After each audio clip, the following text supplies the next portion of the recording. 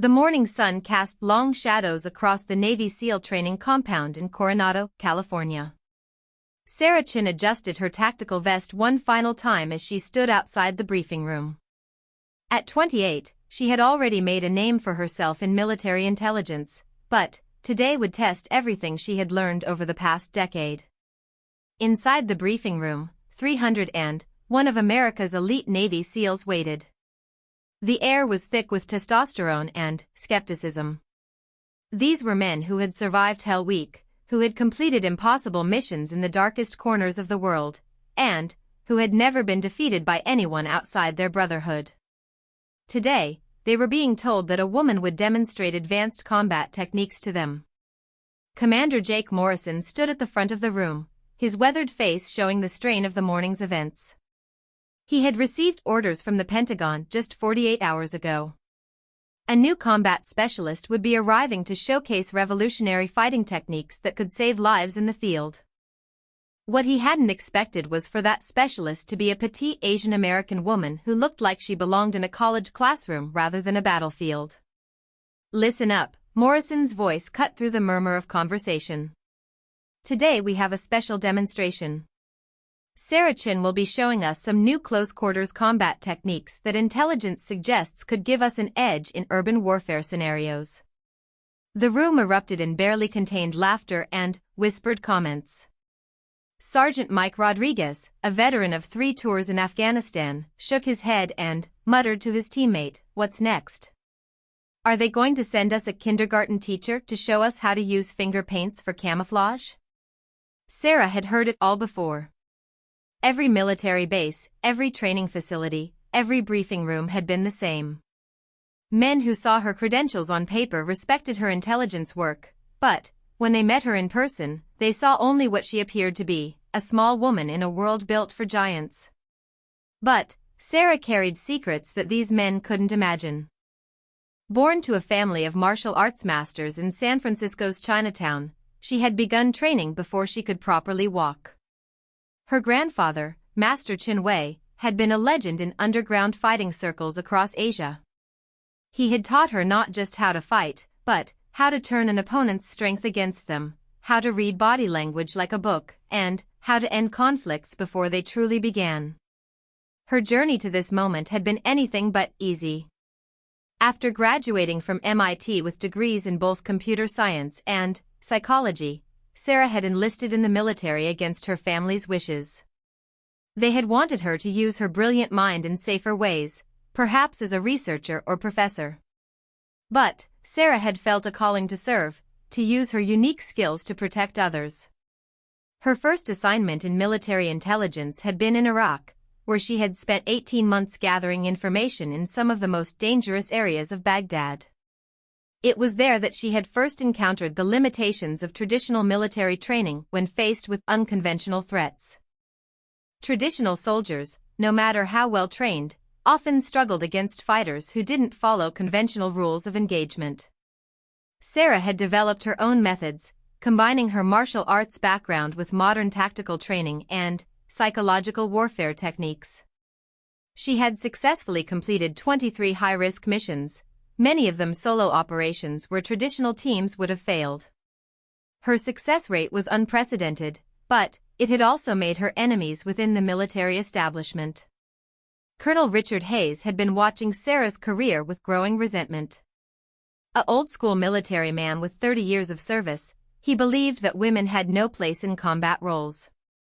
When Sarah's revolutionary techniques began gaining attention at the highest levels of command, Hayes had seen an opportunity to discredit her once and for all. Hayes had orchestrated today's demonstration, but not in the way that Commander Morrison believed. While Morrison thought this was a legitimate training exercise, Hayes had arranged for it to be a setup designed to humiliate Sarah in front of the most elite fighters in the American military. The plan was simple and cruel. Hayes had briefed several of the SEALs privately, telling them that Sarah was a political appointment, a diversity hire who needed to be shown her place.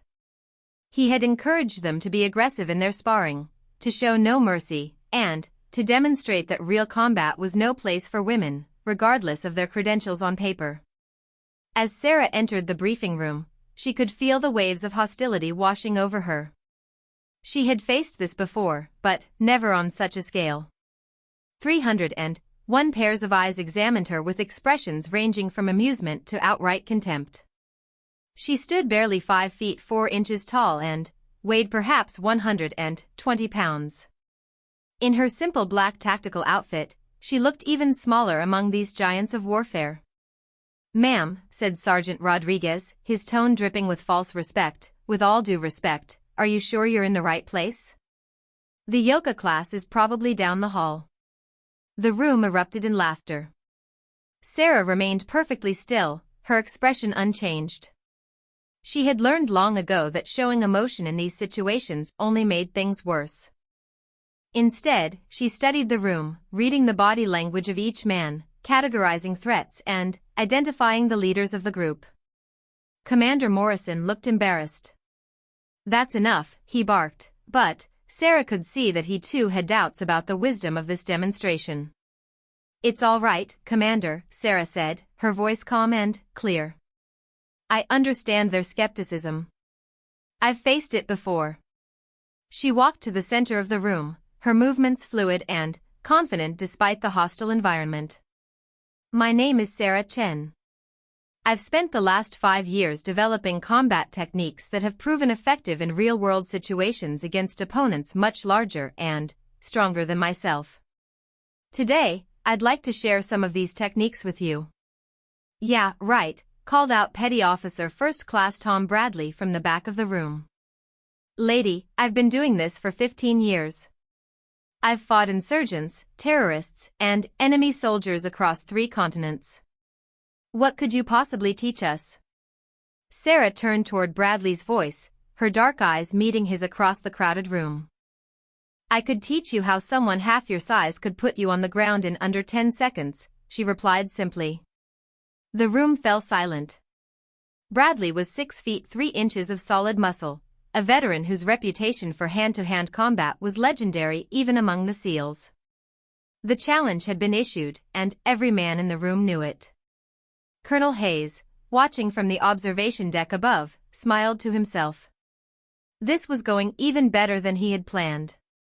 Sarah had just challenged one of the most dangerous fighters in the entire SEAL community. Bradley would destroy her, and Hayes would have his proof that women didn't belong in combat roles. Bradley stood up slowly, his massive frame unfolding to its full height. "You want to dance, little lady? Let's dance." Commander Morrison started to object, but Sarah raised her hand. "It's all right, Commander. This is exactly the kind of demonstration that will be most educational." The crowd of SEALs formed a circle in the center of the briefing room. Chairs were pushed back against the walls as 300 warriors prepared to watch what they assumed would be a quick and embarrassing defeat for the woman who had dared to challenge their brother. Bradley stepped into the circle, rolling his shoulders and cracking his knuckles. He had been in hundreds of fights, both in training and in real combat situations. He had never lost to anyone outside of his SEAL team, and he certainly wasn't going to lose to a woman, regardless of her supposed credentials. Sarah stepped into the circle opposite him, her stance relaxed and balanced. She appeared completely calm, as if she were about to discuss the weather rather than engage in combat with one of America's most dangerous warriors. "You sure about this, sweetheart?" Bradley asked, his tone mocking. "Last chance to back down." Sarah smiled for the first time since entering the room. It was a small, knowing smile that would have worried Bradley if he had been paying attention to anything other than his own confidence. "I'm sure," she said quietly. The circle of SEALs was completely silent now. Every man in the room was focused on what was about to happen. Most were already composing the story they would tell later about the day they watched a civilian woman get taught a lesson by one of their own. Commander Morrison looked at his watch. In 60 seconds, Sarah Chen would either prove herself to be everything her file claimed she was, or she would be carried out of the room on a stretcher. Either way, Morrison knew that this moment would be talked about in SEAL teams for years to come. Sarah closed her eyes for just a moment, centering herself the way her grandfather had taught her. She could hear his voice from across the years. The greatest victory is the one that requires no fighting. But, when fighting becomes necessary, end it quickly and decisively. When she opened her eyes, every trace of the quiet intelligence analyst was gone. In her place stood something altogether different, a weapon disguised as a woman, trained from childhood to turn an opponent's aggression into their own destruction. Bradley began to circle her, his hands raised in a classic boxing stance. He was trying to intimidate her with his size and presence, a technique that had worked on countless opponents before. But Sarah wasn't intimidated. She was calculating. She could see the slight favoring of his left leg that suggested an old injury. She noticed the way his right shoulder sat slightly higher than his left, indicating overcompensation from a previous wound. Most importantly, she could read the overconfidence in his eyes, the assumption that his size and strength would be enough to overwhelm her. Bradley feinted left and, then, lunged forward with a powerful right cross that would have knocked out most opponents. But Sarah wasn't there when his fist arrived. She had moved with fluid grace, slipping inside his guard with movements too fast for most of the spectators to follow. What happened next took exactly 7 seconds, though it would be replayed in the minds of everyone present for years to come. Sarah's hand found the nerve cluster just below Bradley's right armpit, applying pressure that sent electrical pain shooting through his entire right side. As he instinctively pulled away from the pain, she used his own momentum to redirect his massive body, her leg sweeping his feet from under him while her hands guided his fall. Bradley hit the floor with a sound like thunder, his breath exploding from his lungs as 300 pounds of Navy SEAL crashed to the ground. Before he could recover, Sarah had moved behind him, her arm across his throat in a blood choke that would render him unconscious in seconds if he didn't submit. "Yield," she said quietly, her voice barely audible in the stunned silence of the room.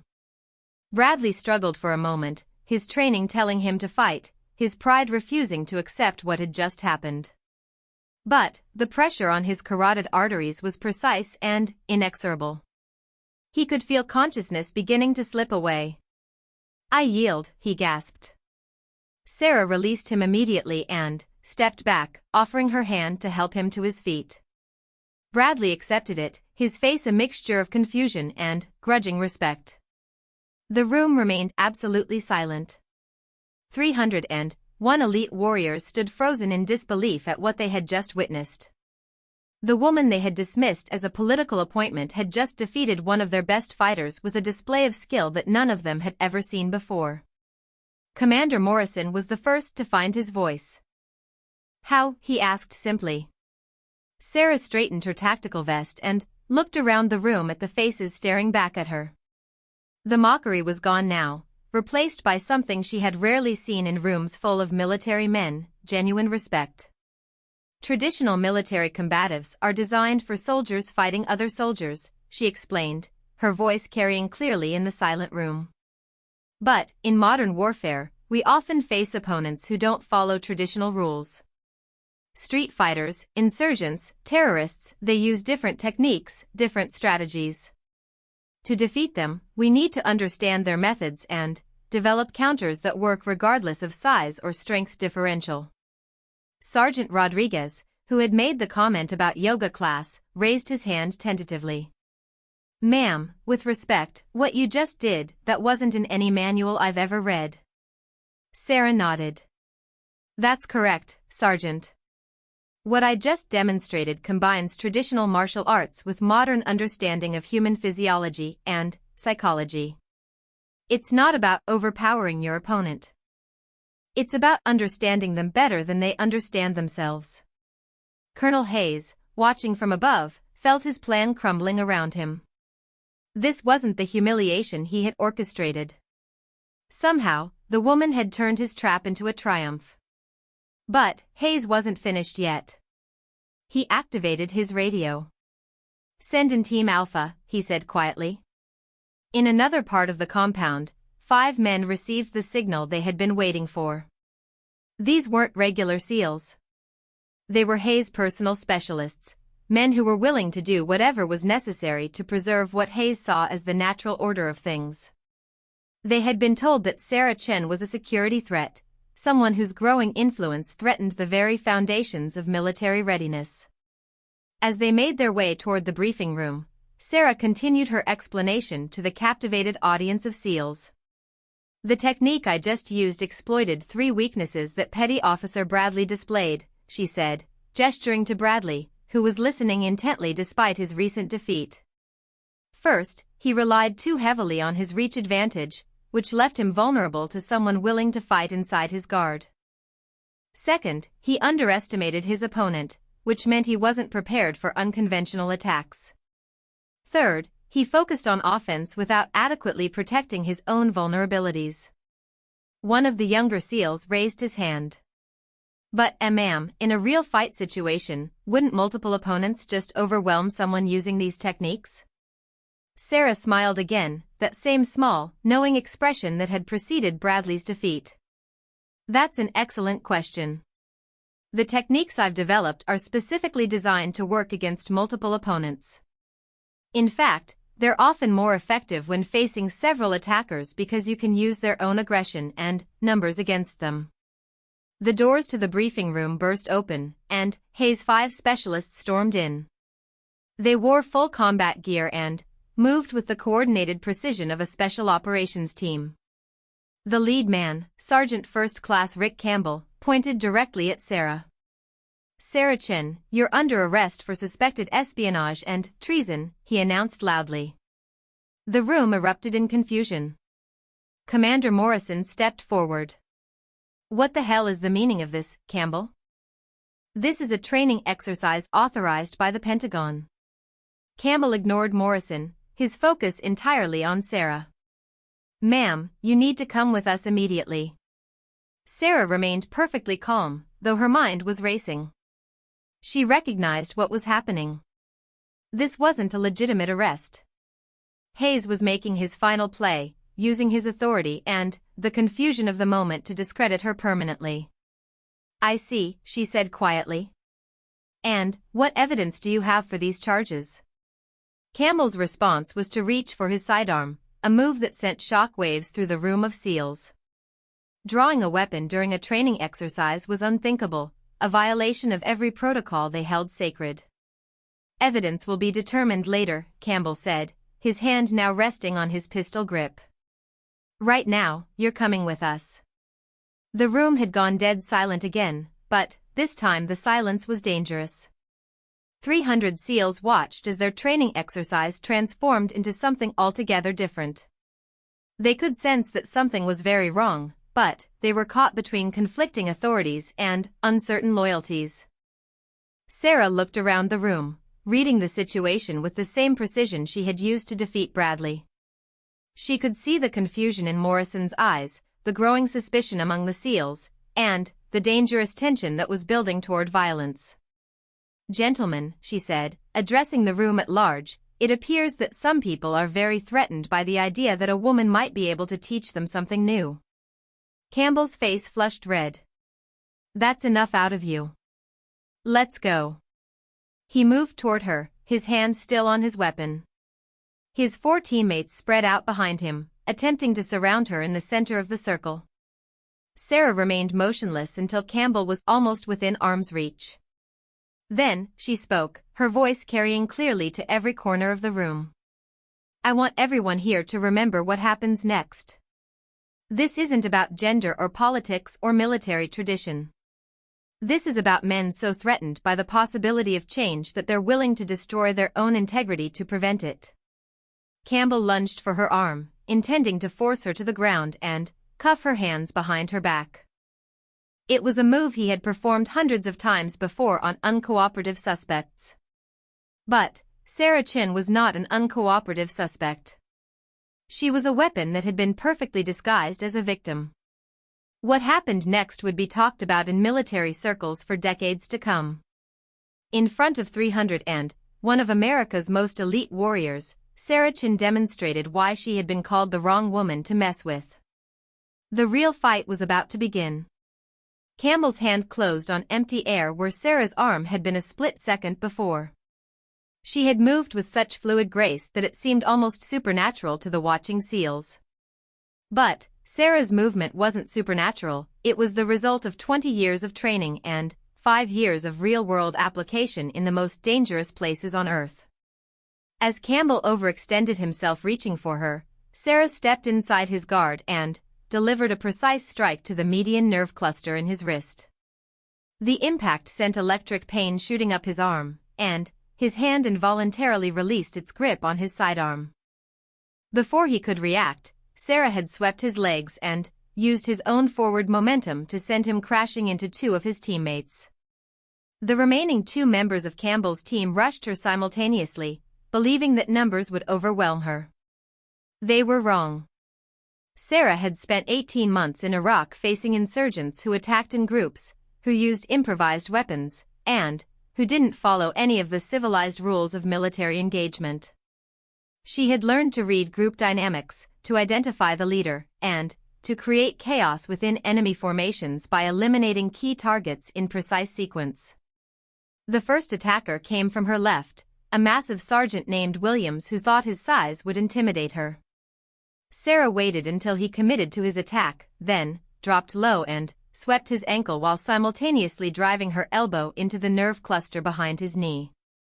Williams went down hard, his leg temporarily paralyzed by the precisely targeted strike. The second attacker, seeing his partner fall, hesitated for just a fraction of a second. That hesitation cost him everything. Sarah closed the distance between them in 2 fluid steps, her hand finding the pressure point at the base of his neck. He dropped like a stone, unconscious before he hit the ground. The entire sequence had taken less than 15 seconds. 5 armed men in full tactical gear lay scattered around Sarah, who stood in the center of the circle looking as calm as if she had just finished a yoga routine. The silence in the room was deafening. 301 Navy SEALs stared at the small woman who had just accomplished something that should have been impossible. These weren't training partners or sparring opponents. These were fully equipped soldiers who had intended to use force to subdue her, and she had stopped them all without breaking a sweat. Commander Morrison was the first to recover from the shock. "What the hell just happened here?" he demanded, his voice cutting through the stunned silence. Sarah straightened her tactical vest and looked around the room. "What happened, Commander, is that someone just demonstrated why assuming you know your enemy's capabilities can get you killed in the field." From the observation deck above, Colonel Hayes felt his carefully constructed plan dissolving into disaster. Not only had Sarah survived his setup, she had turned it into the most convincing demonstration of her abilities that he could have imagined. He activated his radio again, his voice tight with barely controlled rage. "All teams, abort mission. Return to base immediately." But it was too late. The damage was done, and Hayes knew it. Every SEAL in that room would remember what they had just witnessed. They would talk about it, they would ask questions, and eventually someone would start investigating how 5 armed soldiers had been authorized to interrupt a Pentagon-sanctioned training exercise with false arrest warrants. Sarah turned to address the room, her voice carrying clearly to every corner. "Gentlemen, what you've just seen is why I was sent here today. Modern warfare isn't fought according to rules. Our enemies don't respect our size, our training, or our traditions. They attack when and how we least expect it, using whatever advantages they can find." She gestured to the 5 men scattered around her, all of whom were beginning to regain consciousness. These men came here believing that their size, their equipment, and their numbers would guarantee victory. They underestimated their opponent, they relied on intimidation instead of strategy, and they failed to adapt when their initial plan didn't work. Sergeant Rodriguez, who had made the joke about yoga class, raised his hand hesitantly. "Ma'am, how did you learn to fight like that? I've never seen anything like it in 20 years of military service." Sarah's expression softened slightly. "Sergeant, my grandfather began training me in martial arts before I could properly walk. But what you saw today isn't just martial arts. It's a combination of traditional fighting techniques, modern understanding of human physiology, psychological warfare, and hard-earned experience in real combat situations." She paused, looking around the room at the faces that now showed genuine respect and curiosity instead of mockery. I spent 18 months in Iraq, often working alone in hostile territory. I learned very quickly that traditional military combatives weren't enough when facing enemies who didn't follow conventional rules. So I adapted. One of the younger SEALs, barely out of training himself, spoke up. "Ma'am, could you teach us these techniques?" The question hung in the air as Sarah considered her response. This was what she had come here to do, but the morning's events had changed everything.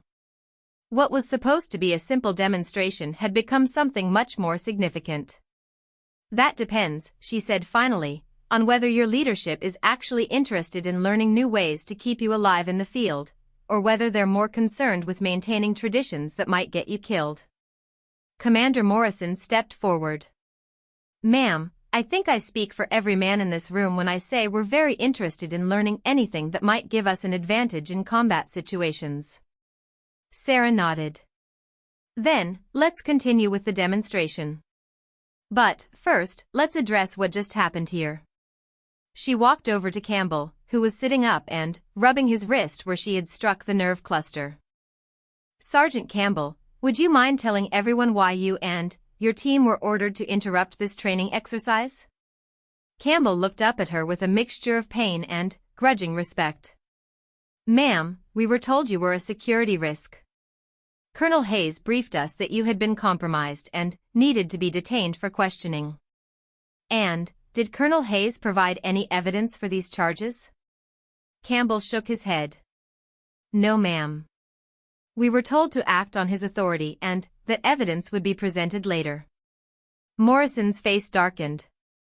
"Sergeant, are you telling me that you drew weapons during a training exercise based solely on Colonel Hayes' word, without seeing any evidence or official charges?" The implications of what had happened were becoming clear to everyone in the room. Hayes had used his authority to try to sabotage Sarah's demonstration, placing his own men at risk and violating numerous protocols in the process. Sarah held up her hand. "Commander, with your permission, I'd like to use this situation as a teaching moment." Morrison nodded, though his face showed that he was already planning a very uncomfortable conversation with Colonel Hayes. "Gentlemen," Sarah began, addressing the room, "what you've just witnessed is a perfect example of how assumptions and prejudices can compromise operational security. Colonel Hayes saw me as a threat not because of anything I had done, but because of what I represented, a challenge to his worldview." She gestured to Campbell and his team. "These are good soldiers who followed orders from a superior officer. But those orders were based on personal bias rather than operational necessity. In the field, that kind of judgment error can get people killed." One of the SEALs called out, "So how do we protect ourselves against that kind of thing?" Sarah smiled. "The same way you protect yourself against any other threat. You verify intelligence independently, you question assumptions, and you always consider the possibility that the person giving you orders might have their own agenda." The room erupted in uncomfortable laughter. What Sarah was describing challenged some fundamental assumptions about military hierarchy and chain of command. "I'm not suggesting that you disobey orders," Sarah clarified. "I'm suggesting that good soldiers think for themselves while following orders. They ask questions, they verify information, and they're prepared to adapt when situations don't match their briefings." She turned to Bradley, who had been quietly listening from the side of the room. "Petty Officer Bradley, when you attacked me earlier, what assumptions did you make about how the fight would go?" Bradley stepped forward, his earlier embarrassment replaced by genuine curiosity. "Ma'am, I assumed that my size and strength would give me an overwhelming advantage. I also assumed that your fighting style would be similar to what I'd encountered before." "And what happened when those assumptions proved incorrect?" Bradley grinned ruefully. "You put me on the ground in about 7 seconds. Sarah nodded. "Exactly. In combat, wrong assumptions kill people. The enemy doesn't care how big you are, how well trained you are, or how many successful missions you've completed. They care about exploiting your weaknesses and using your own strengths against you. She walked to the center of the room again. The techniques I want to share with you today are designed around a simple principle: every opponent, no matter how large or well-trained, has vulnerabilities that can be exploited if you know how to find them and how to act on them quickly. Morrison stepped forward. "Ma'am, I'd like to make a formal request for extended training. Based on what we've seen today, I believe these techniques could save lives in the field." Sarah considered this. The morning's events had proven something important. These men were willing to learn once they understood the value of what she was offering. But she also knew that Colonel Hayes wouldn't give up easily. He would find other ways to undermine her mission. "Commander, I'm willing to provide training, but I need to know that your men understand what they're getting into. What I'm going to teach you challenges some fundamental assumptions about how combat works. Some of your superiors may not approve." Rodriguez raised his hand again. "Ma'am, speaking for myself and, I think most of the guys here, we're less concerned about what the brass thinks than we are about staying alive when someone's shooting at us." This generated nods and murmurs of agreement throughout the room. These were practical men who had seen enough combat to know that effectiveness mattered more than protocol. "All right then," Sarah said. "Let's talk about the 3 fundamental principles that govern everything I'm going to show you." The room fell silent again as 300 elite warriors prepared to learn from the woman they had dismissed just an hour earlier.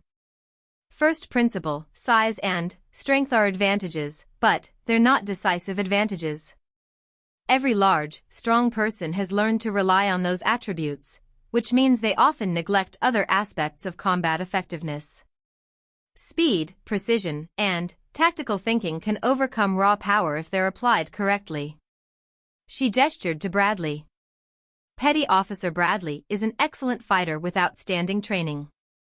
But he had learned to depend on his physical advantages, which made him vulnerable to someone who could neutralize those advantages.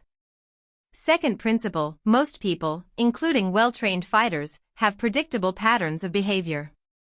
They respond to threats in ways they've been taught or in ways that feel natural. If you can read those patterns, you can exploit them. Sarah moved to where Campbell was standing. "Sergeant Campbell and his team approached me using standard arrest procedures. They assumed I would respond like a typical suspect, with fear, confusion, or basic resistance.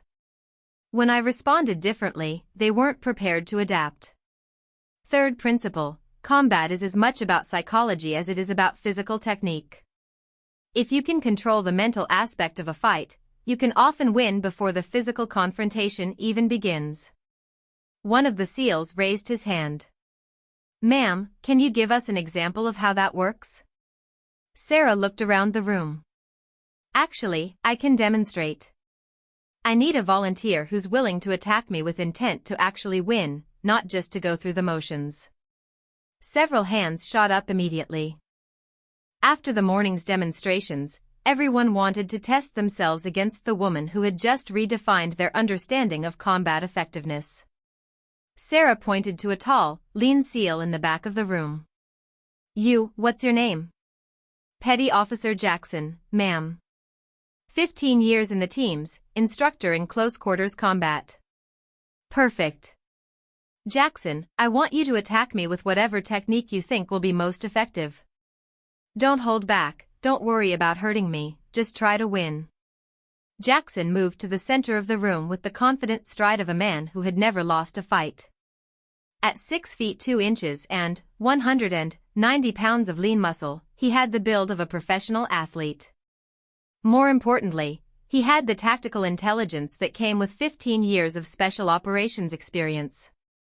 "Ma'am, I don't feel comfortable attacking someone half my size." Sarah smiled. "Jackson, after what you've seen today, do you really think my size is relevant?"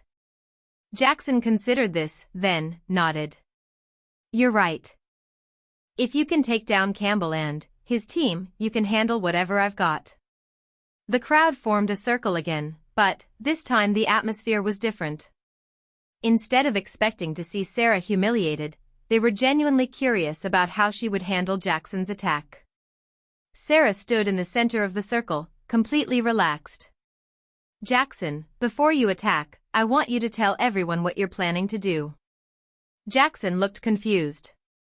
Ma'am, that would eliminate any element of surprise I might have. Exactly. This is a demonstration of how psychological warfare works. Go ahead, tell everyone your plan. Jackson shrugged. All right. I'm going to fake a high attack to draw your hands up, then go low and take you down with a double leg takedown. Once I get you on the ground, I'll use my weight advantage to control the fight. Sarah nodded. That's an excellent plan, Jackson. It plays to your strengths and addresses what you perceive as my weaknesses. Now execute it. Jackson looked even more confused, but he shrugged and moved into position. He had announced his strategy, but he was still confident that his speed and skill would be enough to overcome any advantage that knowledge might give Sarah. He feinted high, just as he had described, then dropped low and shot forward for the takedown. His technique was flawless, his speed impressive, and his execution nearly perfect. Nearly. Sarah had done something that Jackson couldn't have anticipated. Instead of trying to defend against his takedown, she had used his own momentum to enhance it, stepping aside at the last moment and adding her own force to his forward motion. Jackson found himself flying past his target and crashing into the circle of watching seals. But Sarah wasn't finished with the demonstration.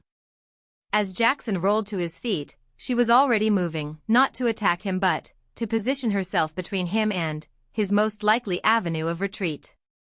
This is psychological warfare, she called out to the watching crowd. I didn't defeat Jackson's technique. I used his own expectations against him.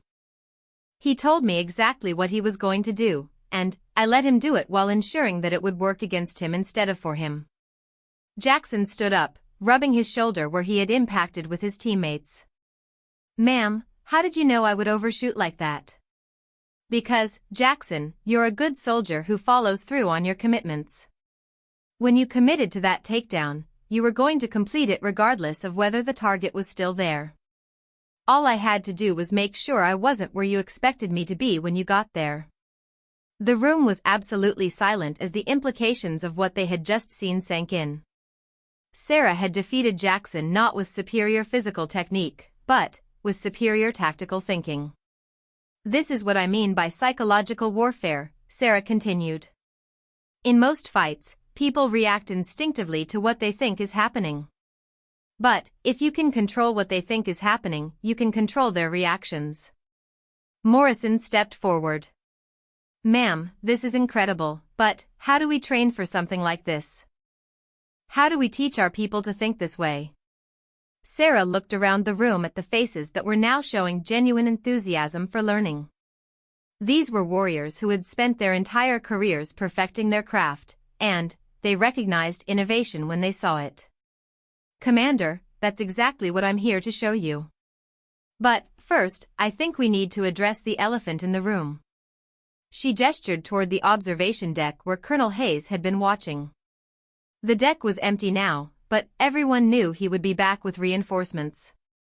What happened here today is going to have consequences. Some people in the military hierarchy are not going to be happy about what you've learned. You need to be prepared for that. Morrison's expression hardened. Ma'am, my responsibility is to my men and their effectiveness in combat. If someone has a problem with that, they can take it up with me. Sarah nodded approvingly. That's the kind of leadership that keeps people alive in the field. Now, let's get to work. The real training was about to begin. For the next 3 hours, Sarah Chin transformed the briefing room into an intensive training laboratory. What had begun as a demonstration had evolved into something far more significant, a complete reimagining of how elite warriors thought about combat. Sarah divided the 301 SEALs into smaller groups, each focusing on different aspects of her revolutionary approach. She moved between the groups with fluid efficiency, correcting techniques, explaining principles, and demonstrating applications with volunteers who were increasingly eager to test their new knowledge. In one corner of the room, she worked with a group of 20 SEALs on what she called momentum redirection. Instead of meeting force with force, she taught them to use an attacker's own energy against them.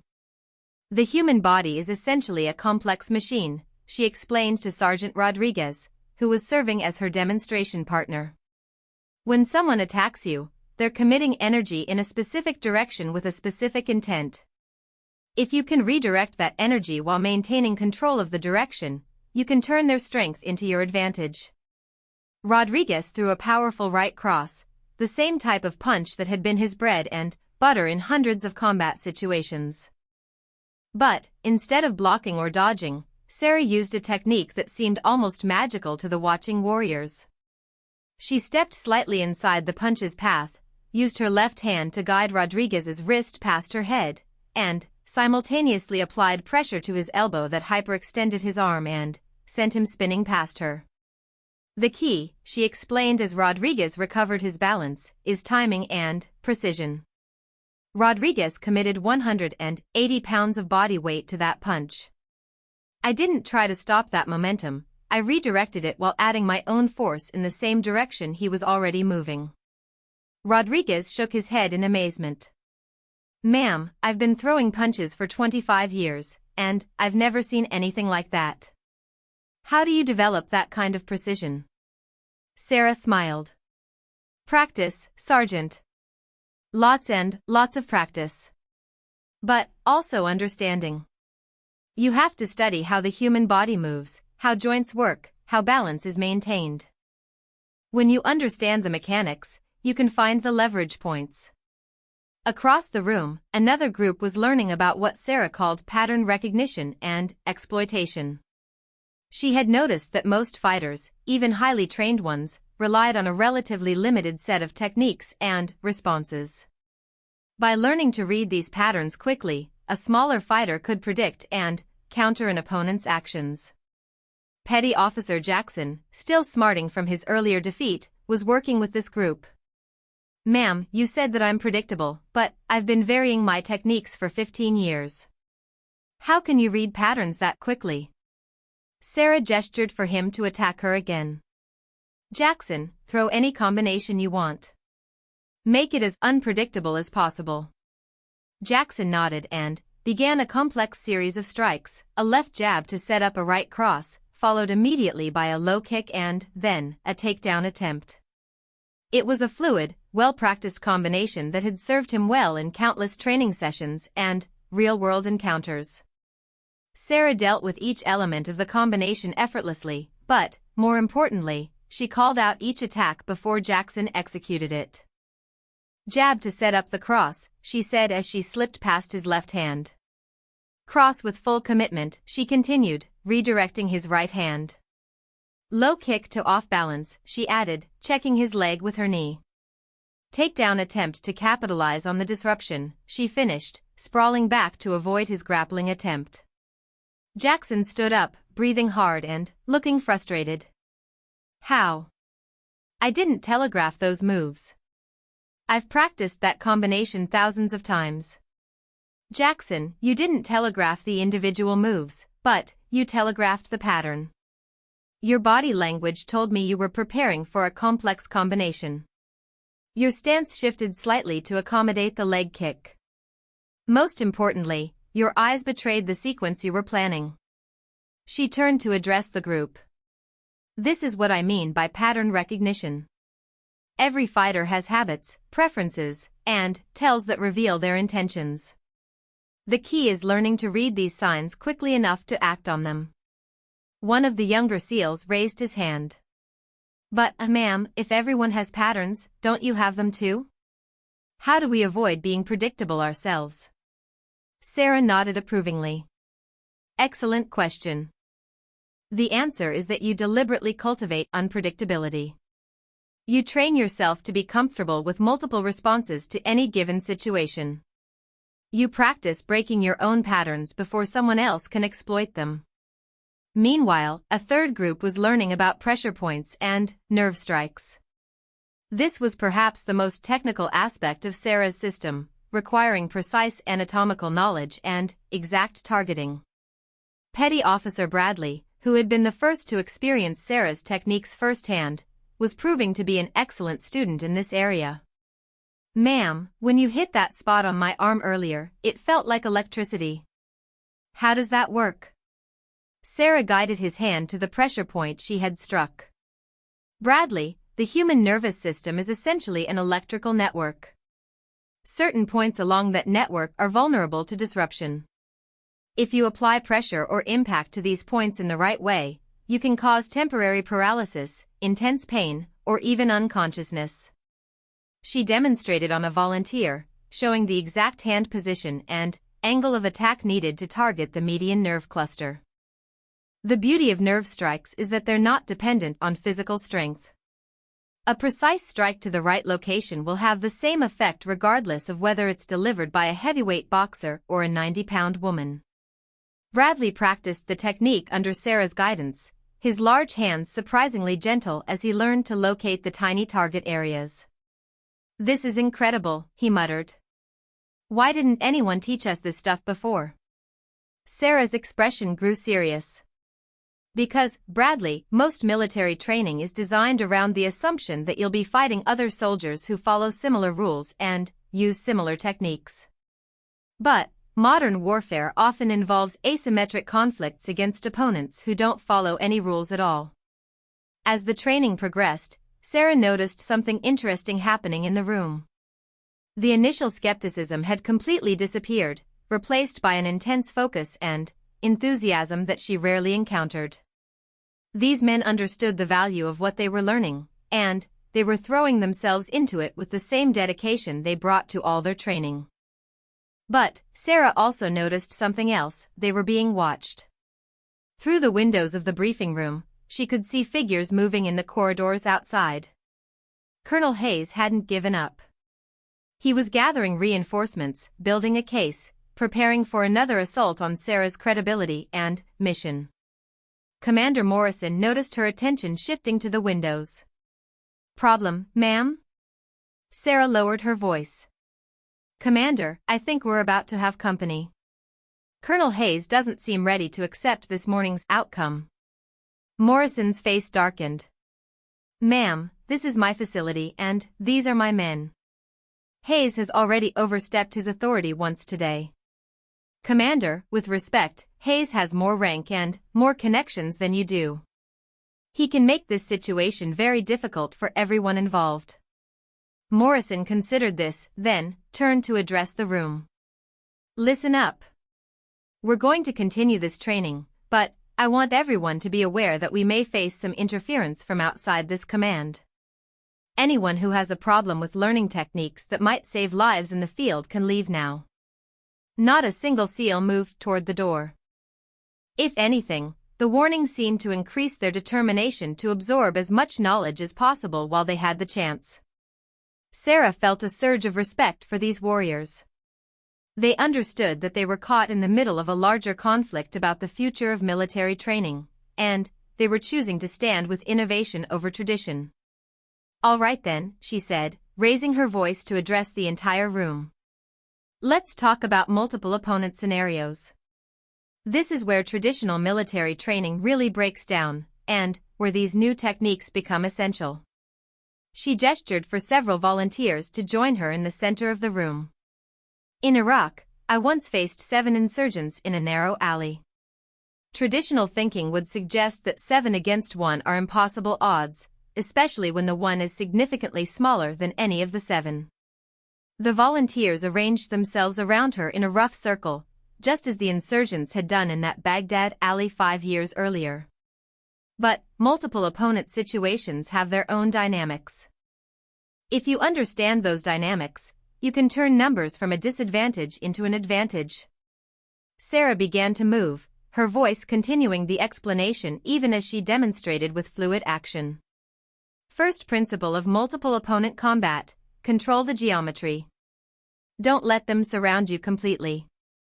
Keep them lined up so you're only facing 1 or 2 at a time." She moved laterally, forcing the volunteers to bunch up as they tried to maintain their circle. Second principle: use their aggression against each other. When multiple people attack simultaneously, they often interfere with each other's movements. Two of the volunteers rushed her at the same time from different angles. Sarah stepped aside at the last moment, and they collided with each other while she remained untouched. Third principle: eliminate threats in order of priority. Take down the most dangerous opponents first, the most aggressive second, and save the hesitant ones for last.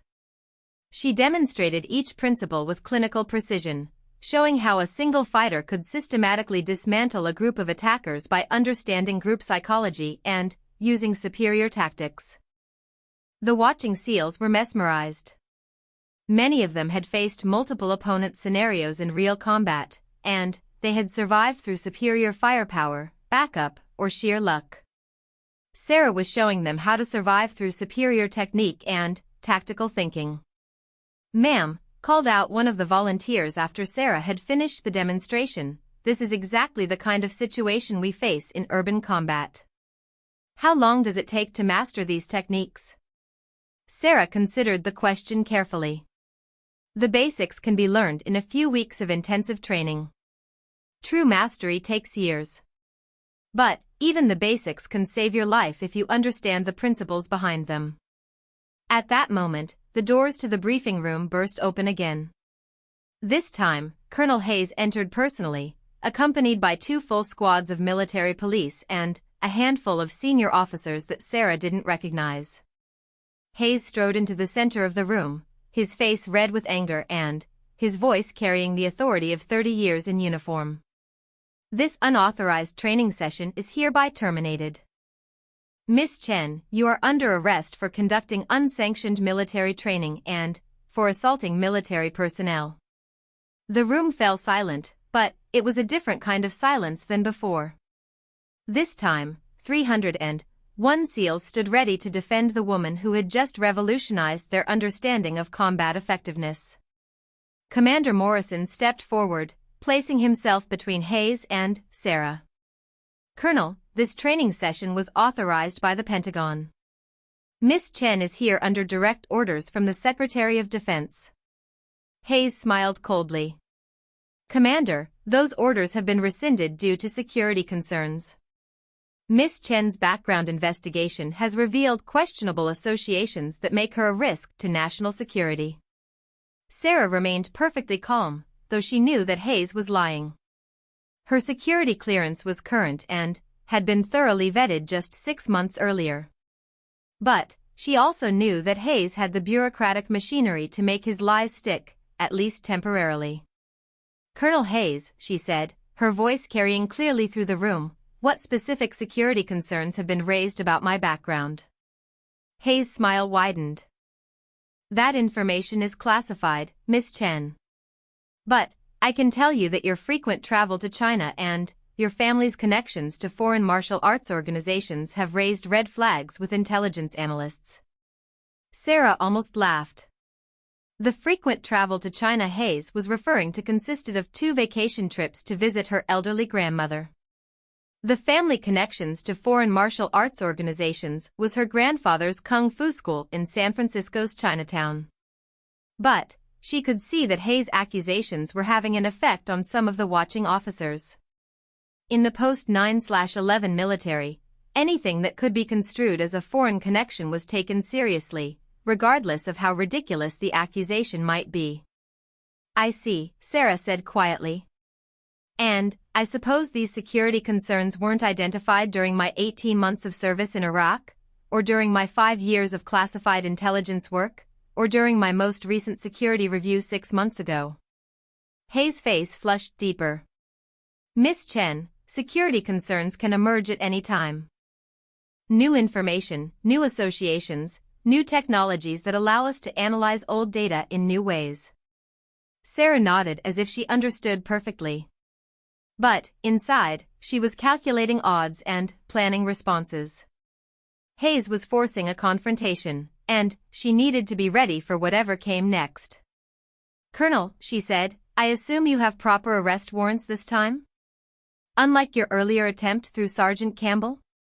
The reference to the morning's events sent a ripple of tension through the room. Every SEAL present remembered watching Campbell and his team get systematically dismantled by the woman Hayes was now trying to arrest. Hayes' jaw tightened. Miss Chen, you will come with us immediately, or you will be taken by force. Sarah looked around the room at the faces of the warriors she had been training. She could see the conflict in their eyes. They wanted to protect her, but they were also bound by military discipline and chain of command. Gentlemen, she said, addressing the SEALs, remember what you learned today. Remember that assumptions can be dangerous, that size isn't everything, and that the person who controls the mental aspects of a conflict usually wins the physical aspects as well. Then, she turned back to Hayes. Colonel, I'll come with you willingly. But, I want everyone in this room to understand what's really happening here. She paused, letting her words carry to every corner of the room. What's happening is that some people in the military establishment are more afraid of change than they are of losing good soldiers to outdated tactics. They're more concerned with maintaining their authority than they are with effectiveness in combat. Hayes stepped toward her, his hand resting on his sidearm. That's enough political commentary from you, Miss Chan. Sarah smiled, and, for the first time that day, there was something dangerous in the expression. Colonel, you've made one critical error in your planning. Hayes paused, suddenly, uncertain. What error? Sarah's voice dropped to a whisper that somehow carried to every corner of the room. You assumed that I would submit to an illegitimate arrest without resistance. The atmosphere in the room suddenly crackled with tension. 301 SEALs held their breath, waiting to see what would happen next. Hayes realized, too late, that he had walked into another trap.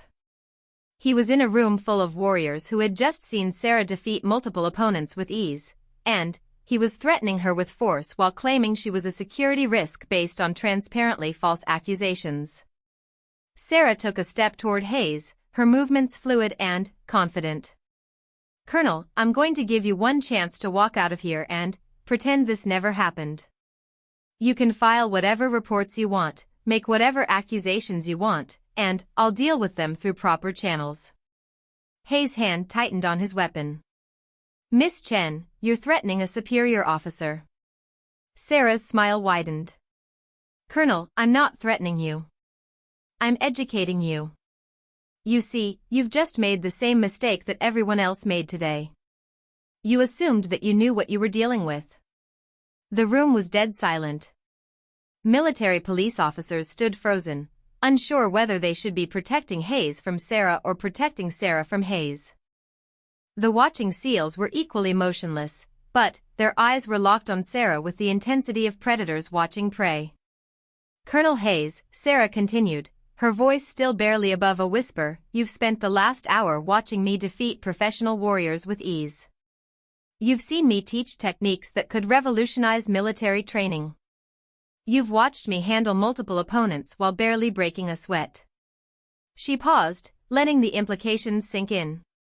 And yet somehow you think that you and your military police are going to simply walk in here and arrest me by force? Hayes suddenly realized the precarious nature of his situation.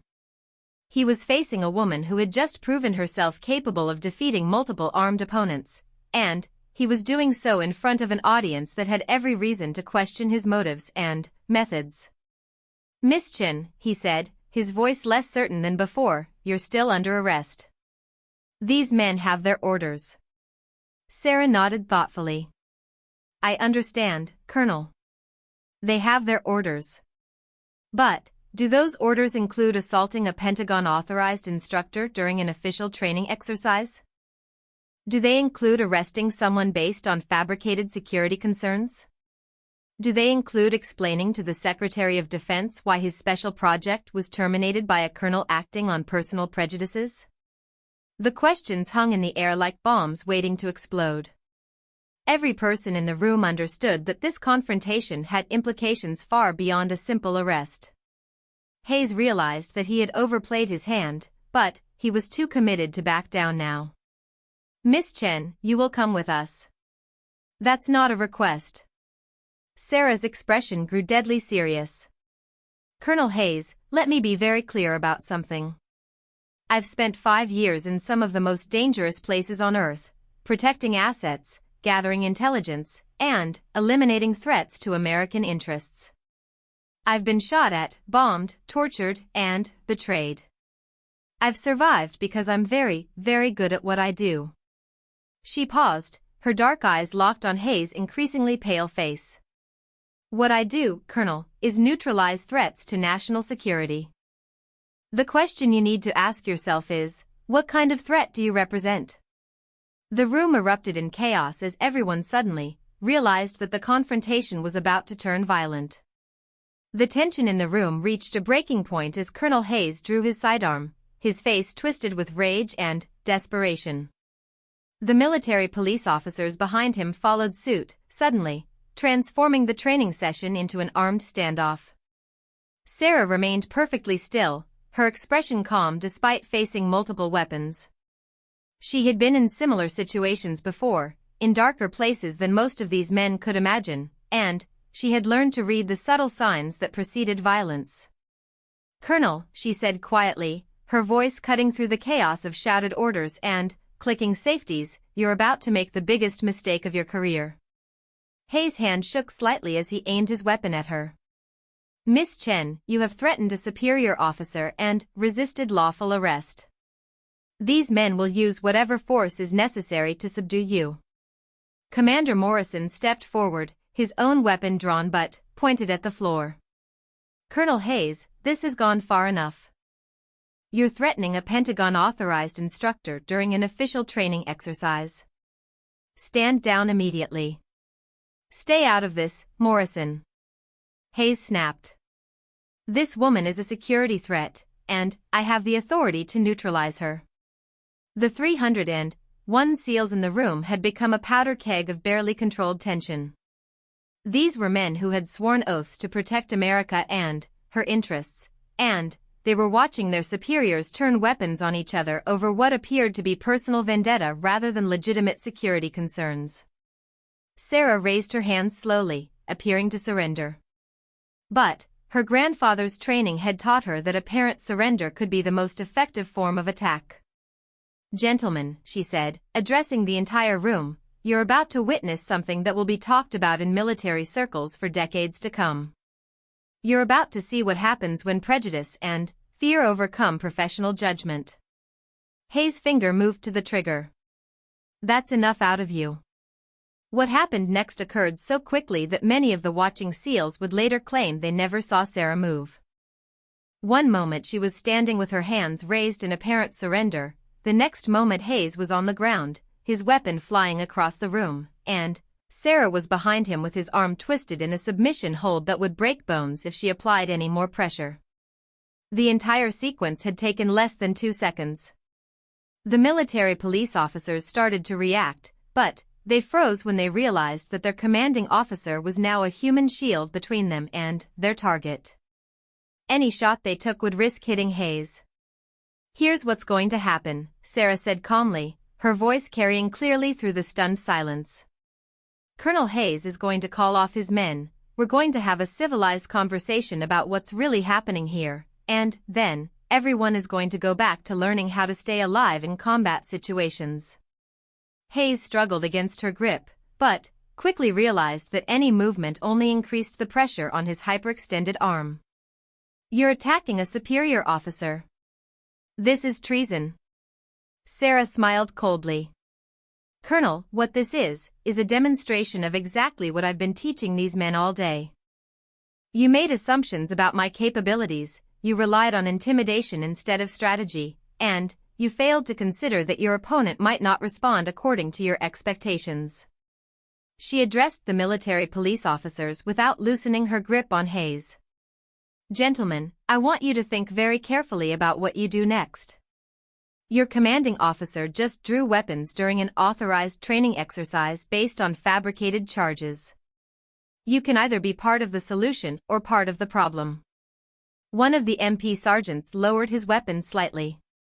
"Ma'am, our orders were to assist in arresting you for security violations. We don't know anything about fabricated charges." Sarah nodded. "Sergeant, that's exactly the position good soldiers should take. You followed orders from a superior officer. But, now you've seen evidence that those orders might have been based on false information. What does your training tell you to do in that situation? The sergeant looked confused and conflicted. Military training emphasized following orders without question, but it also emphasized thinking independently when operational conditions changed.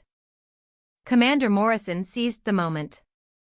Sergeant Williams, as the senior officer present for this training exercise, I'm ordering you to stand down. Colonel Hayes has exceeded his authority and interfered with a Pentagon-mandated operation. Sergeant Williams looked between Morrison and Hayes, trying to determine who had legitimate authority in this increasingly chaotic situation. Military rank should have made Hayes the clear authority, but Morrison was the facility commander, and the circumstances suggested that Hayes might be acting outside proper channels. Sarah decided to resolve the conflict. Colonel Hayes, I'm going to release you now. You're going to holster your weapon, order your men to stand down, and we're going to sort this out like professional military officers. Do you understand? Hayes nodded grudgingly, his face red with embarrassment and rage.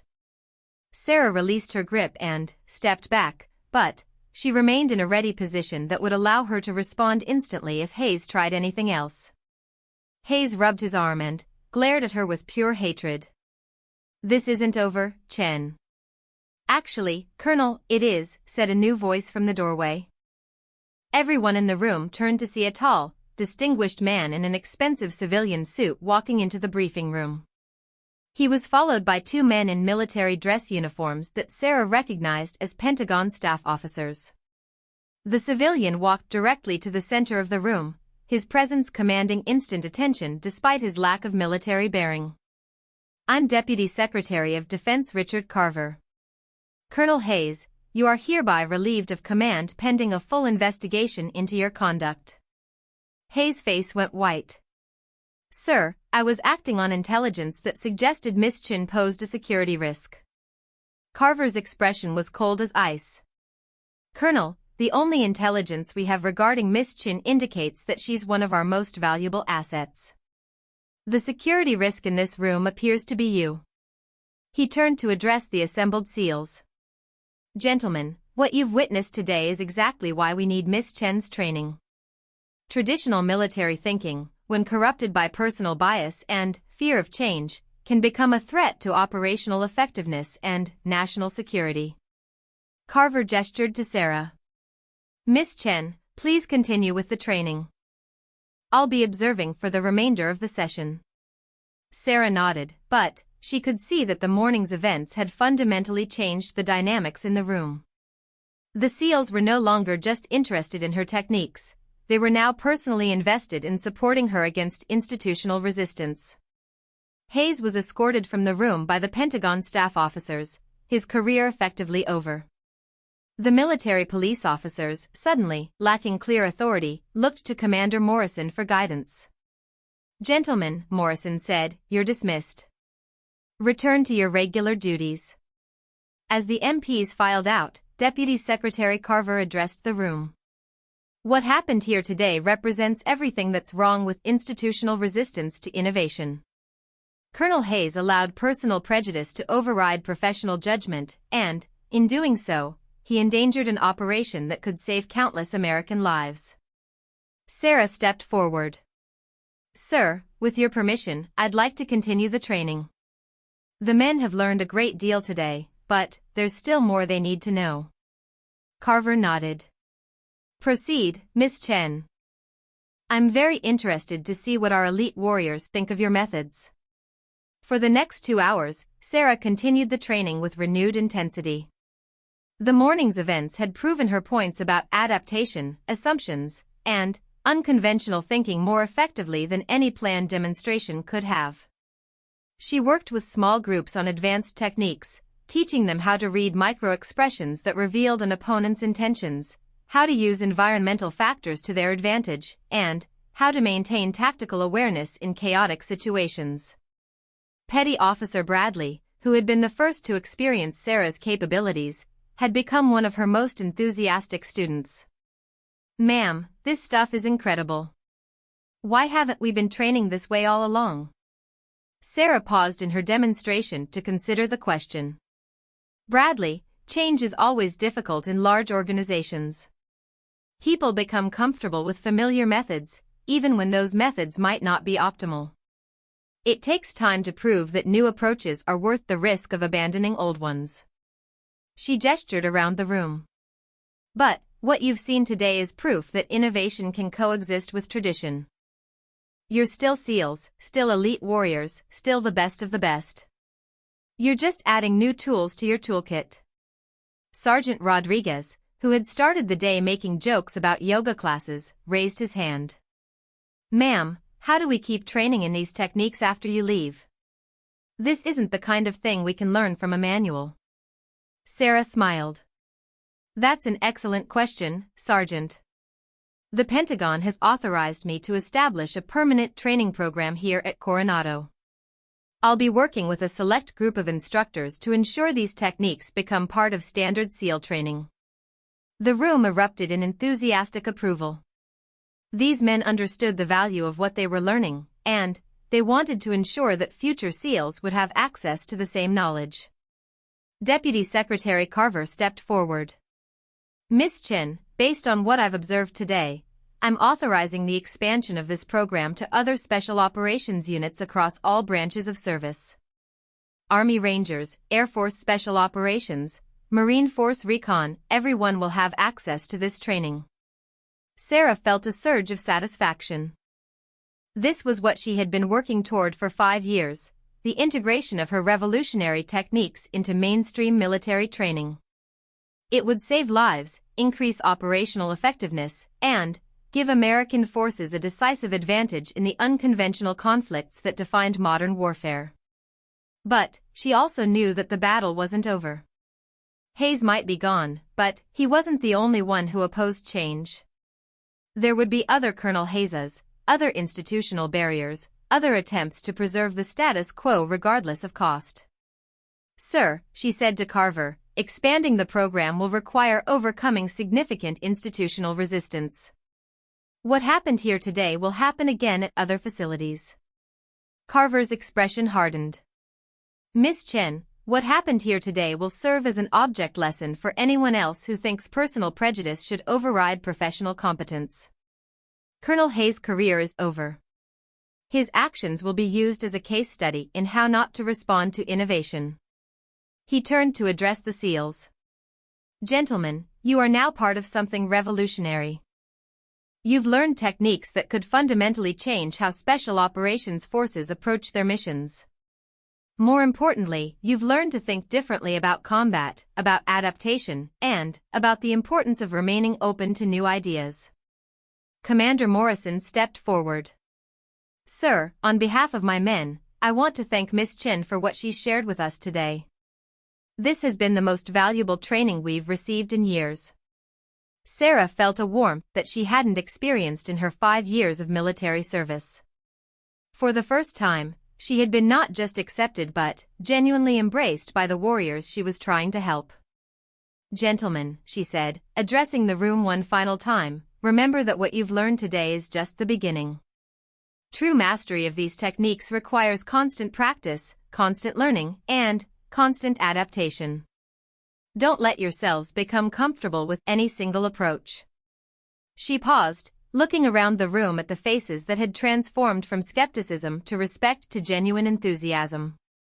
Most importantly, remember that your mission is to protect American interests and American lives.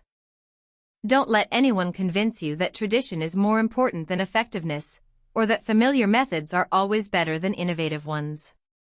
The room erupted in sustained applause, 301 elite warriors showing their appreciation for the woman who had challenged their assumptions and expanded their capabilities. As the applause died down, Sarah noticed something she hadn't seen before. Several of the SEALs had tears in their eyes. These were hardened combat veterans who rarely showed emotion, but the events of the day had moved them in ways that pure tactical training never could. Petty Officer Jackson, who had been defeated during the psychological warfare demonstration, approached her as the session ended. Ma'am, I just wanted to say thank you. Not just for the techniques, but for showing us that there's always more to learn. Sarah shook his hand warmly. Jackson, that's the most important lesson of all. The moment you stop learning is the moment you start becoming vulnerable. Deputy Secretary Carver approached as the SEALs began filing out of the room. Miss Chen, I have to admit, when I received reports about this morning's events, I was prepared for a disaster. Instead, I witnessed one of the most impressive training demonstrations I've ever seen. Sarah nodded. Sir, today proved something important. Our warriors are hungry for innovation. They want to be as effective as possible, and they're willing to embrace new ideas when they see the value in them. What about the institutional resistance? How do we prevent another Colonel Hayes situation? Sarah considered this carefully. Sir, the best way to overcome institutional resistance is to make innovation so obviously valuable that opposition becomes untenable. What happened here today will be talked about throughout the special operations community. Word will spread, and other units will want access to this training. Carver smiled. In other words, success breeds success. Exactly. And, sir, there's something else. What happened here today wasn't just about combat techniques. It was about demonstrating that our military can adapt, can learn, and can embrace change when it serves our national interests. As Sarah packed her equipment and prepared to leave the facility, she reflected on the extraordinary day. She had come to Coronado expecting to face skepticism and resistance.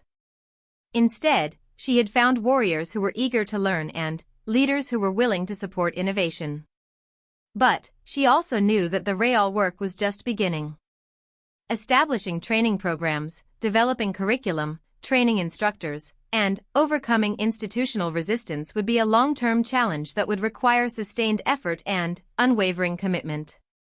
As she walked toward her car, Commander Morrison caught up with her. Ma'am, I wanted to apologize for how this day started. My men showed you disrespect, and I should have put a stop to it immediately. Sarah smiled. Commander, your men showed me exactly what I expected, professional skepticism and healthy questioning of new ideas. The fact that they were willing to learn once they saw value in the training speaks very well of their character and your leadership. Morrison nodded. Ma'am, when do we start the permanent program? 2 weeks, Commander. I'll be back with a full team of instructors, and we'll begin integrating these techniques into your regular training rotation. As Sarah drove away from the Naval Special Warfare Facility, she felt a sense of accomplishment that she had rarely experienced in her military career. Today had proven that change was possible, that innovation could overcome tradition, and that the right approach could turn the fiercest opponents into the strongest allies. But, most importantly, today had proven that she had chosen the right path 5 years earlier when she had decided to develop these revolutionary techniques. American warriors would be more effective, more adaptable, and more likely to survive the challenges of modern warfare because of what had happened in a briefing room in Coronado. The wrong woman had indeed defeated them all, but, in the end, everyone had won. 6 months after the confrontation at Coronado, Sarah Chen stood in the Pentagon briefing room where her revolutionary journey had begun. The room was filled with senior military officers from all branches of service, intelligence officials, and defense contractors eager to understand the implications of what had become known as the Chen Protocols. The transformation had been remarkable. What started as a single demonstration to skeptical Navy SEALs had grown into a comprehensive overhaul of American special operations training. Sarah's techniques were now being taught at Fort Bragg, Quantico, the Air Force Academy, and special operations facilities across the globe. But the changes went far deeper than just new fighting techniques. Sarah had fundamentally altered how the military thought about adaptation, innovation, and the integration of unconventional methods into traditional structures. General Patricia Wells, the first female chairman of the Joint Chiefs of Staff, stood at the podium addressing the assembled officers. Ladies and gentlemen, 6 months ago, most of you had never heard of Sarah Chen. Today, Her methods are being credited with a 40% improvement in mission success rates and a 60% reduction in casualties during close-quarters combat situations. The statistics were impressive, but Sarah knew the real impact was harder to quantify. American warriors were thinking differently, approaching problems with greater flexibility, and adapting to changing conditions with unprecedented speed. Miss Chin, General Wells continued, would you please brief us on the global implementation of your training protocols? Sarah stepped to the podium, looking out at an audience that would have been impossible to imagine just months earlier. These were the people who controlled American military policy, and they were listening to her with the respect and attention typically reserved for senior generals and defense ministers. Thank you, General Wells. The implementation has exceeded our most optimistic projections. We currently have training facilities operational on 4 continents, with plans for expansion into additional theaters within the next 12 months. She activated the presentation screen behind her, showing a world map dotted with training locations. Each facility is staffed with instructors who have completed our comprehensive certification program. More importantly, each instructor is authorized to adapt the techniques to local conditions and specific operational requirements. One of the Air Force generals raised his hand. Miss Chen, how do we ensure quality control when these techniques are being taught by so many different instructors in so many different locations? Sarah smiled. That's an excellent question, General Rodriguez. The key is understanding that these aren't rigid techniques that must be followed exactly. They're principles that can be applied flexibly depending on the situation. She clicked to the next slide, showing footage from training exercises around the world. What you see here are Marines in Afghanistan using psychological warfare techniques against insurgent fighters. Here are Rangers in Colombia applying momentum redirection against cartel soldiers. Here are Air Force Special Operations personnel in the Philippines using nerve strikes against terrorist operatives. The footage was impressive, showing smaller American forces consistently defeating larger enemy groups through superior technique and tactical thinking. The beauty of the system, Sarah continued, is that it scales from individual combat all the way up to unit-level strategy. Teams that understand these principles work together more effectively, adapt to changing conditions more quickly, and achieve objectives with fewer resources. Deputy Secretary Carver, who had witnessed the original Coronado demonstration, stood up. Miss Chen, what's been the reaction from our international partners? Are they requesting access to this training? Sarah's expression grew thoughtful. Sir, that's where things get interesting. Our NATO allies have been very enthusiastic about joint training exercises. The British SAS, in particular, have embraced these methods and are developing their own variations that incorporate their unique operational requirements. She clicked to another slide showing joint training exercises. The Israelis have been especially innovative, combining our techniques with their urban warfare expertise. The Canadians have adapted the principles for Arctic operations. Each ally is finding ways to integrate these methods into their existing doctrine. General Wells leaned forward. What about potential adversaries? Are we concerned about these techniques falling into the wrong hands? Sarah had been expecting this question. General, that's actually one of the strengths of this system. These techniques require extensive training and deep understanding of the underlying principles. They can't be easily copied or reverse-engineered from observation alone. She paused, considering her words carefully. More importantly, the psychological and tactical elements are specifically designed to counter the fighting styles and mindsets of potential adversaries. Someone trying to use our own methods against us would actually be playing to our strengths. The room murmured with approval. Military leaders always appreciated strategies that became more effective when copied by enemies. However, Sarah continued, we have implemented strict security protocols around the most advanced techniques. Only personnel with the highest clearance levels have access to certain elements of the training. Admiral Thompson from Naval Special Warfare raised his hand. Miss Chen, I've been reviewing after-action reports from teams that have completed your training. The improvements in performance are remarkable, but I'm curious about the psychological impact on our personnel. How has this training affected morale and unit cohesion? Sarah smiled, remembering the faces of the SEALs at Coronado 6 months earlier.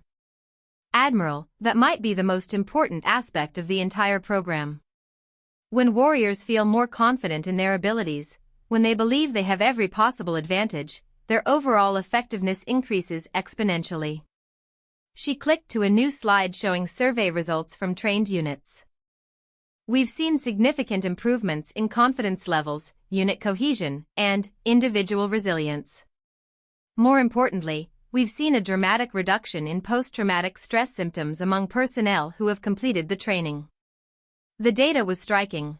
Traditional combat training focused on overwhelming force and superior equipment, but Sarah's methods emphasized adaptability and personal empowerment.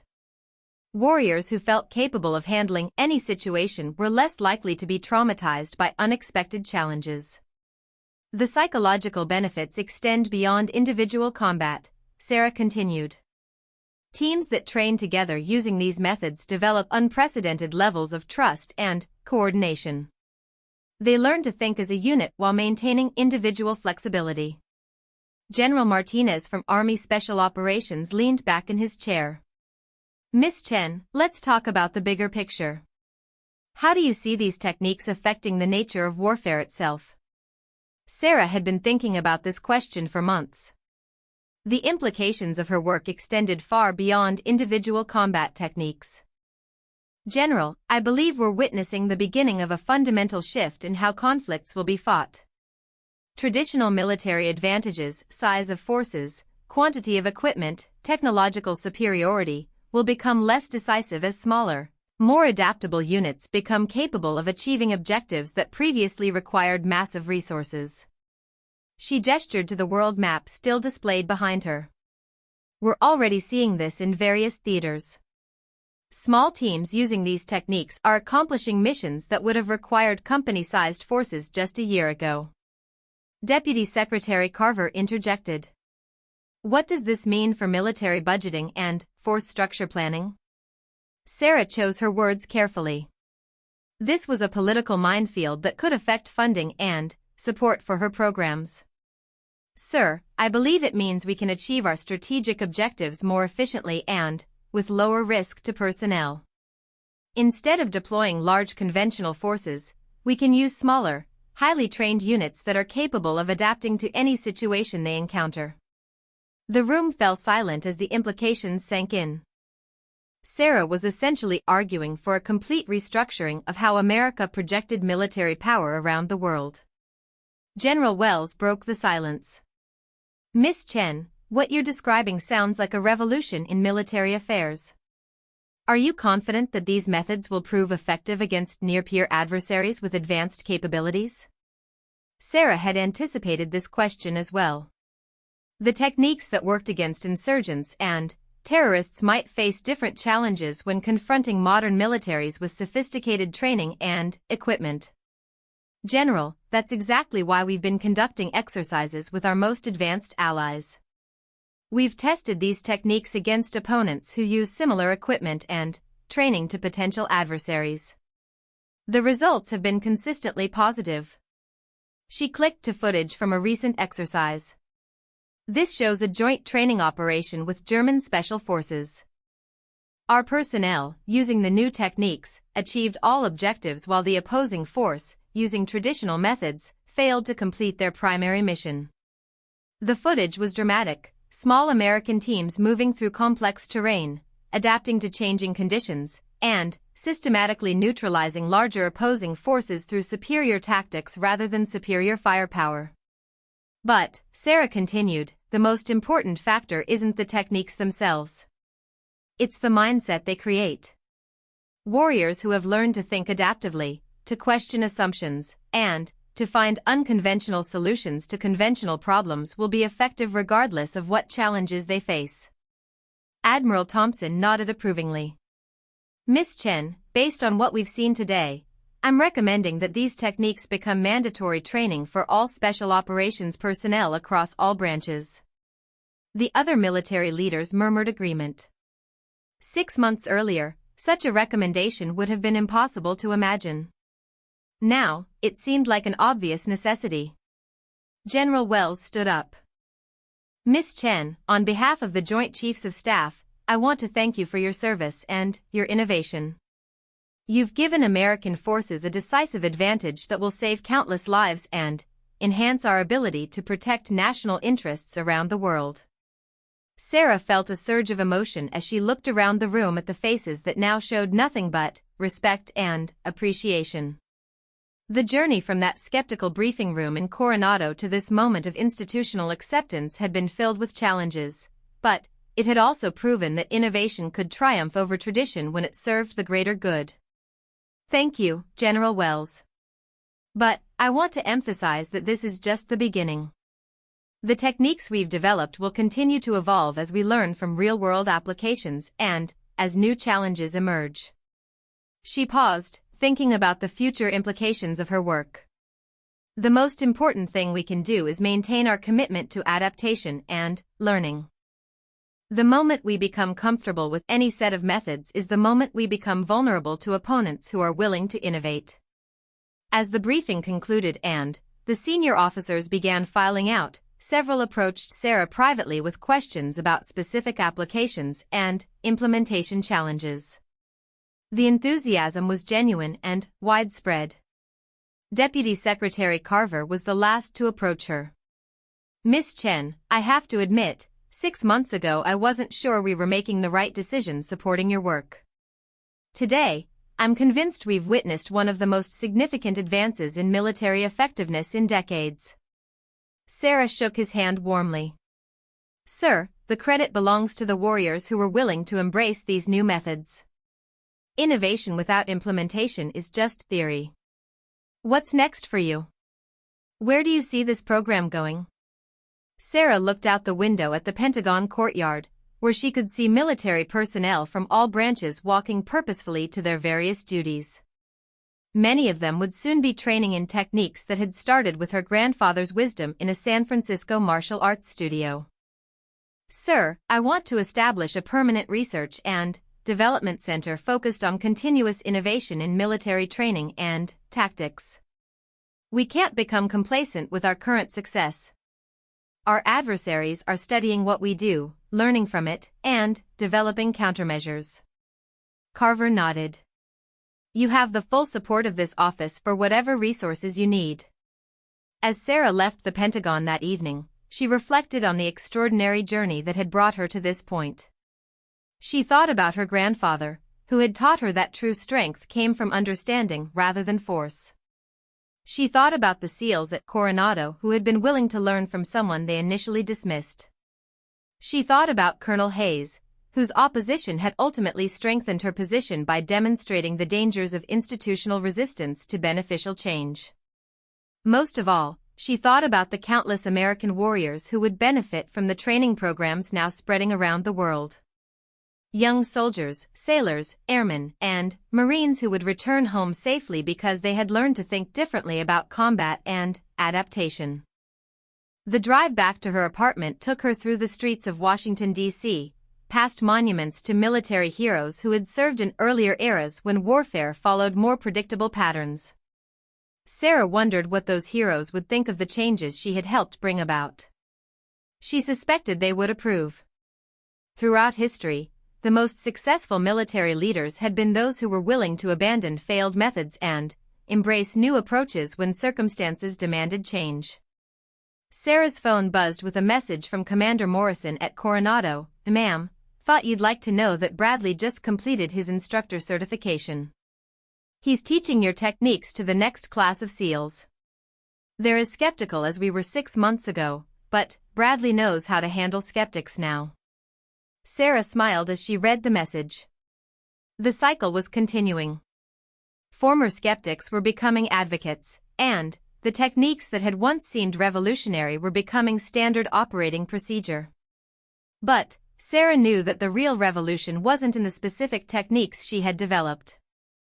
The real revolution was in the mindset she had helped create, a military culture that valued adaptation over tradition, innovation over convention, and effectiveness over comfortable familiarity. That night, as Sarah sat in her apartment reviewing training footage from facilities around the world, she received a call from an unexpected source. "Miss Chen? This is General Park from South Korean Special Forces. We've been watching the results of your training programs with great interest. Would you be willing to discuss adapting your methods for our unique operational requirements?" Sarah looked at her calendar, already packed with training sessions, briefings, and development meetings. 6 months earlier, she had been one woman trying to convince a room full of skeptics that change was possible. Now, she was at the center of a global transformation in military training and tactics. "General Park, I'd be honored to work with your forces. When would be convenient for you?" As she scheduled another international training program, Sarah realized that her work had become something far greater than she had ever imagined. She wasn't just teaching combat techniques, she was helping to shape the future of warfare itself. The wrong woman had indeed defeated them all, but, in the process, she had made all of them stronger, more adaptable, and more effective at protecting the values and interests they had sworn to defend. And that, Sarah thought as she closed her laptop and prepared for another day of changing the world, was exactly what her grandfather would have wanted. The revolution was just beginning.